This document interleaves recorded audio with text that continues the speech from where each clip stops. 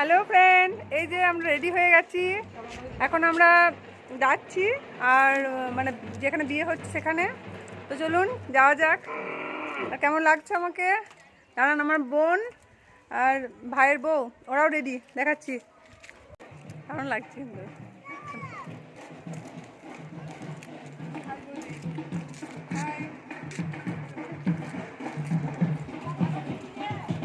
তো বাজনার আওয়াজ পাওয়া যাচ্ছিল আর বিয়ে বাড়ির কাছেও চলে যাব, সেই জন্য এখন ভয়েস ওভার দিচ্ছি।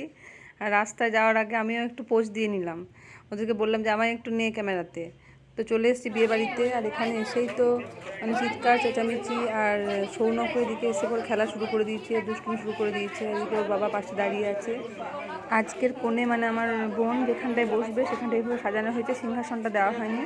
তো আমি একটু পোজ দিয়ে নিচ্ছিলাম সুন্দর জায়গা পেয়ে। আর দেবকী ছেলেকেই সামলাতে ব্যস্ত। ঠিক আছে, এখন দেখুন ও কেমন সুন্দর ঢাক বাজাচ্ছে, কাঠি দুটো নিয়ে নিয়েছে। আমাদের বাড়ির ওখানে যখন দুর্গাপুজো হয় তখনও এরকম করে, ঢাক বাজানোর খুব নেশা ওর।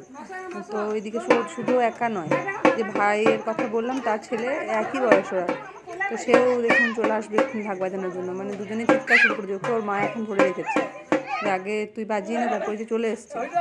দুজনে মিলে এখন আনন্দ করে ঢাক বাজাচ্ছে। ও কাঠি দুটো নিয়ে নিয়েছে, তাই সৌনক এখন হাত দিয়ে দেখাচ্ছে যে এইভাবে তুই বাজা।